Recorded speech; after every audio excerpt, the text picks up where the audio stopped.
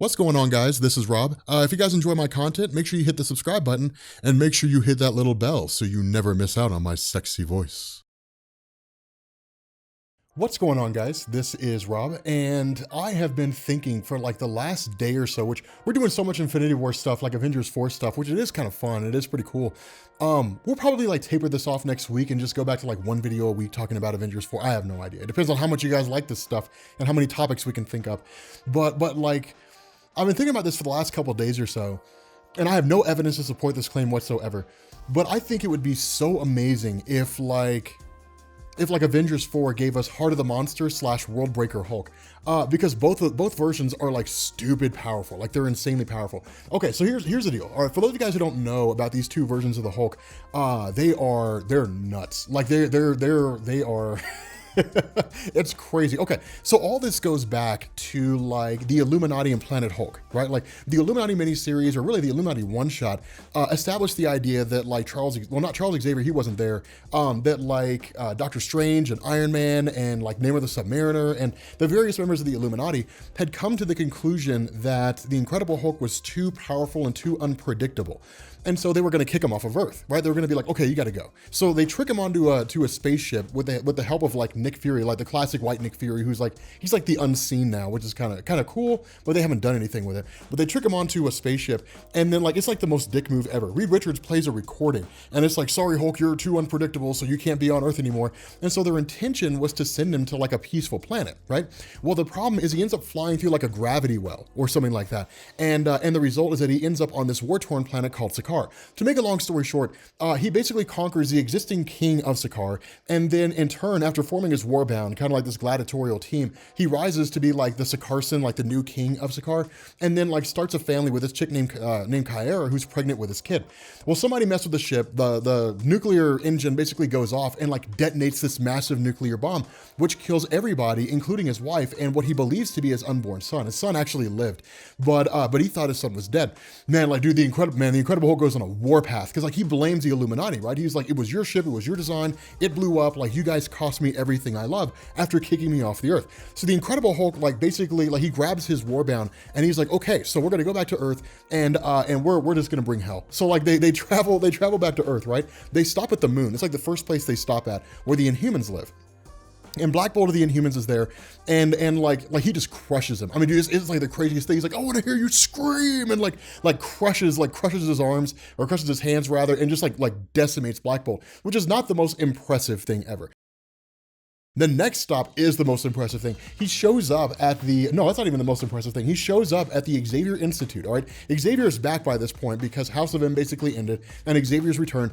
And he shows up at the Xavier Institute. He was like, okay, X-Men, like I want to see Xavier, and I don't want to see him now. I want to see him right now. And so like he's like, I want this, like bring him out here or I will come in there and get him. And so like the X-Men are like, oh, hey, where are the X-Men? You know, so they come running out, you know, they're like, we got to protect Xavier, you know, so on and so forth. Colossus shows up, right? Colossus has like his osmium form, his organic metal skin, and like he goes to attack, goes to like fight the Incredible, like World Breaker Hulk, and World Breaker Hulk just like breaks his arms, like just breaks them like twigs. You know, it's the craziest thing to ever happen. And so it's like, damn, dude, like this is bonkers. And so like he just rolls through the X-Men. Well, then come like the next couple contingents. It's like Wolverine and like Cyclops, and World Breaker Hulk's like, dude, really, guys, like come on, man, and just like crushes every last one of them, right? Just like steamrolls them. I mean, it's the craziest thing. So like he steamrolls like all the X-Men. They call Juggernaut. Dude, when I was reading at the time, they call him Juggernaut. And I'm like, oh hell, son, dude, they called him Juggernaut, dude. The dude's unstoppable, right? So they bring in Juggernaut. Juggernaut goes to attack the Incredible Hulk. He's running at him, and like he just grabs him and like diverts his movement and just sends him flying. And he's like, next. Like anybody else, you know? And so like Xavier finally comes out and like basically tells him everything that happened. And then Xavier's like, I probably would have done the same thing the rest of the Illuminati did. I wouldn't have banned you permanently, but like I would have done the same thing for the most part.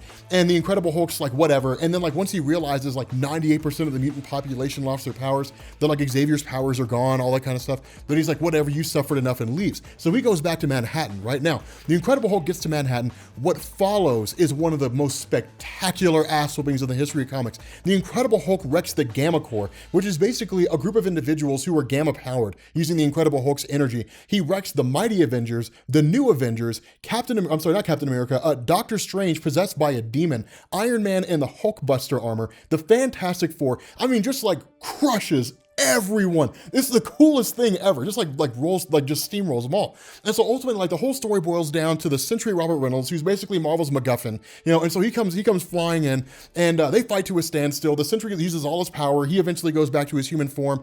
Bruce Banner reverts back to his human form, and then Tony Stark fires these, you know, weaponized satellites and whatever. Bruce Banner's taken captured. Into story.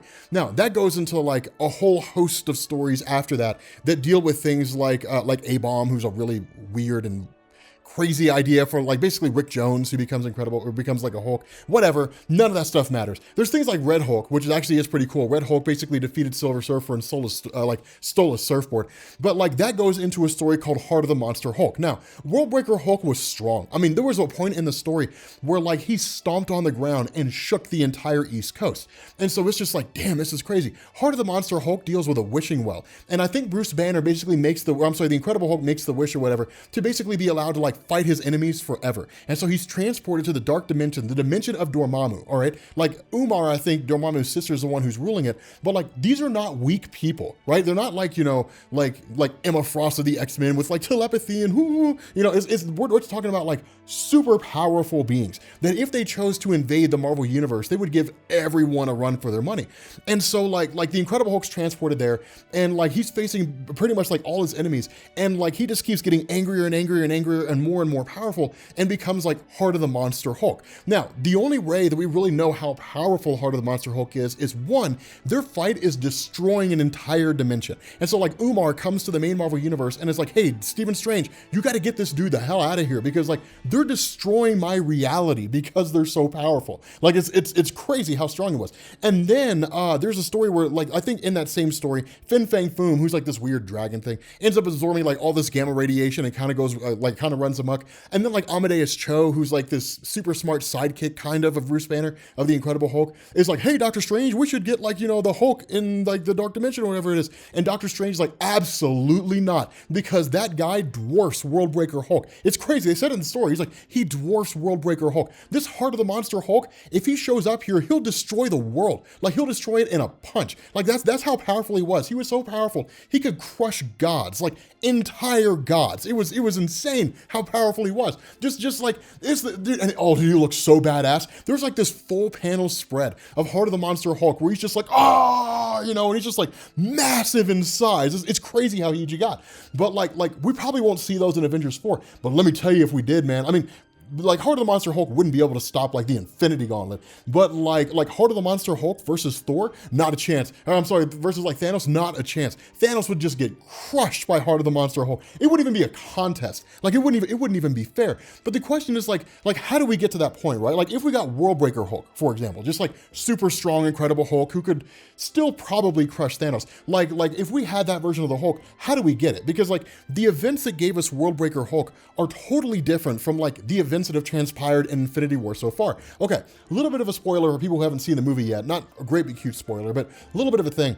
With Infinity War, when like half the universe dies and like all those different, you know, characters on Earth die, there are two main characters that we don't know the fate of. The first is Pepper Potts, and the second is Betty Ross. We don't know what happened to them. We haven't seen neither hide nor hair of Betty Ross since like the original Edward Norton Incredible Hulk movie. For all we know, she's been sitting around watching The View, eating bonbons, putting on 50 pounds, and, you know, crying because her life didn't turn out the way she wanted to. Who the hell knows? Like, I mean, there's any number of things that she could be doing.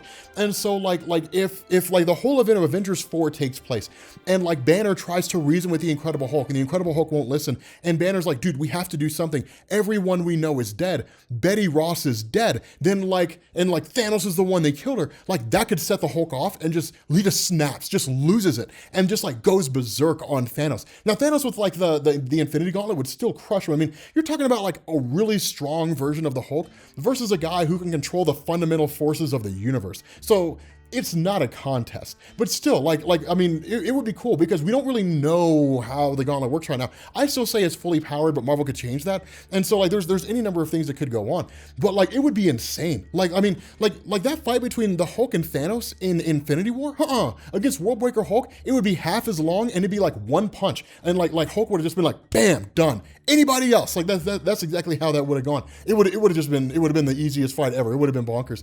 But still, like, I think that would be so cool to see that version of the Incredible Hulk on there, because then like, who knows how that story could go, right? Like we get Worldbreaker Hulk who, let's say the Infinity Gauntlet's weaker than it's supposed to be, or like Thanos can't use it effectively or something like that. And like, there's an opening there for Worldbreaker Hulk to manifest and then like crush Thanos. Well, then now like Worldbreaker Hulk, if he's, it depends on what they do. If they take like the mind of Heart of the Monster Hulk, where all he wants to do is fight, and they combine it with like the power of Worldbreaker Hulk, which would actually make him weaker than the Heart of the Monster version.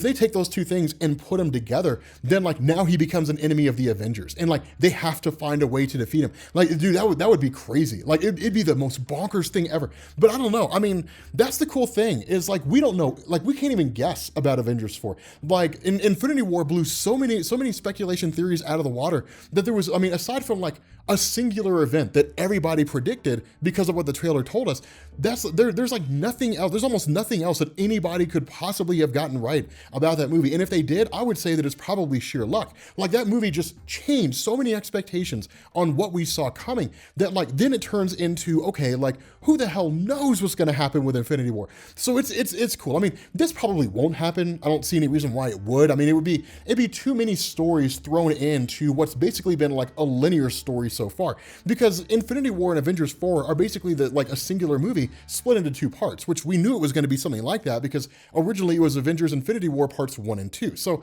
like it's crazy in terms of like how this can unfold and like what can come out of it. It could be bonkers, but I'm excited regardless of what happens. Like I'm super excited. But let me know what you guys think down in the comment section, because I'm kind of curious what your all's ideas are on like what'll happen in Avengers 4. Let me know what you guys think will happen with the Incredible Hulk. Like that's what I'm kind of curious about. Let me know what you guys think will happen with the Incredible Hulk, because I'm curious to see what some of the theories are that you come up with, because you guys think of stuff that like I never would have thought of in a million years, which is one of the reasons why the Rob Corps is so awesome. Anyway, if you guys are new here to Comics Explained, make sure you guys hit the sub button to become part of the Rob Corps. If you guys enjoyed this video, make sure you drop a like, and I will catch you all later. Peace.